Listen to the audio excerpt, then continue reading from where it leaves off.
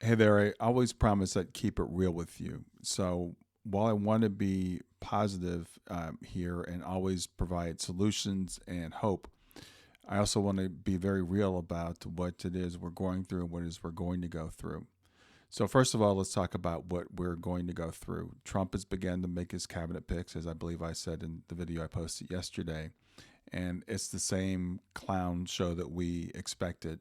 I think there's a couple of things going on here. There's a overreach that Trump is trying to get everything done that the Project 2025 people want to get done. They do want to, Steve Bannon has said, he wants to basically destroy the government, to destroy the administrative states, that as he calls it, the deep state. So they're going to do everything they can to gut federal agencies. And basically, when you elect people that don't believe in government to run the government, this is what you get. So we've got tech bros, we've got Ramaswamy, we've got Elon Musk, we've got Robert F. Kennedy Jr., who's not a tech bro, but is totally insane. These are the people that we're going to see put in charge. And this is that coalition that Trump put together of the billionaire class, the white supremacists, basically, and then bringing in poor working whites to round it out, and then nibbling at the margins of some other places.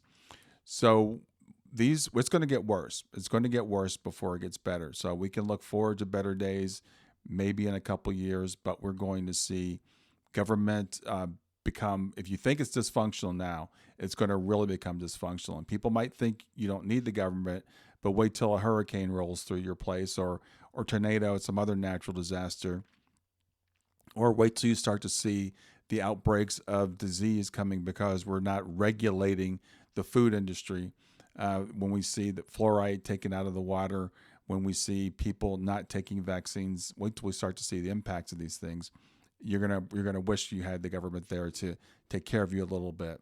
So that is the downside. That's the negative. I think we're going to see things get worse. I think a lot of Trump voters voted. They were some single issues voters, maybe. So they might have done it for reasons of, say, abortion. They might think Trump's going to improve the economy. Now, we can only hope that they're either lying about what they said they were going to do, which is a very good possibility because he pretty much lies about everything, or they're incompetent, which is also a great possibility because even though he's hiring, I think, smarter people this time. Technically, they have no character, and people with no character tend to overreach, which I'm sure they're going to do. So what can we do about it? We can get involved like they did on the local level, on the state level.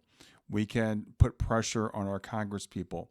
I think there's going to be, we're hoping, they're seeing some little signs of hope, of some sanity in the Republicans in the Senate. Maybe they'll block some of these confirmations, and that'll maybe set up a little bit of some conflict between Trump and those Senate Republicans, and maybe keep them distracted for a little while so they can't do as much damage as they would like to do. Other thing I want to say is, as a black person, as someone who's been around for a long time, things have been a lot worse. We might feel like things are as bad as they can get, but if we go back to the '60s, and most black people in this country basically weren't living very free, especially people in the South, where Jim Crow was legal. We're kind of going back to that a little bit, but we won't hopefully go back all the way back. But our ancestors lived through a lot worse, and we are strong people. We're resilient. We've got more resources now. I know you're gonna see a lot of grassroots efforts. You're gonna see people organizing at the local level. You're gonna see more YouTube channels of resistance. Who knows what Trump is going to do to the media? He will try to dismember mainstream media. He may try to pull licenses. Don't be surprised if some of your favorite networks might go off the air. But we have alternate ways of getting information out now, and we'll continue to do that. So that's where I am for today. Last night I met with some women. It just happened to be women, and we had a little support group for ourselves as we go forward. And it was really encouraging because even though we're sad and we're scared and we know things are going to get worse before they get better, we do have hope. There is, I think, sunshine coming after a very dark period that we're getting ready to go into. So let's hunker down. Let's take care of each other. Let's let's try to move forward together. That last thing I want to say, I guess, as I'm saying this is, I spent the last 8 years trying to talk to people who support Donald Trump, trying to present them with facts, trying to warn them for what was coming. They've made their choice.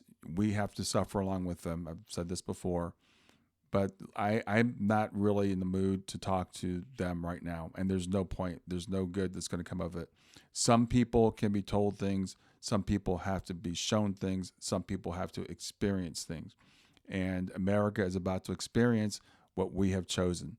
So let me know what you think. Let me know what you'd like for me to address, talk about in future videos. And I would really, really love to hear from you. Like and subscribe if you happen to be getting this and you're not subscribed. And let's make this channel grow. I appreciate it. Thanks. Have a great day.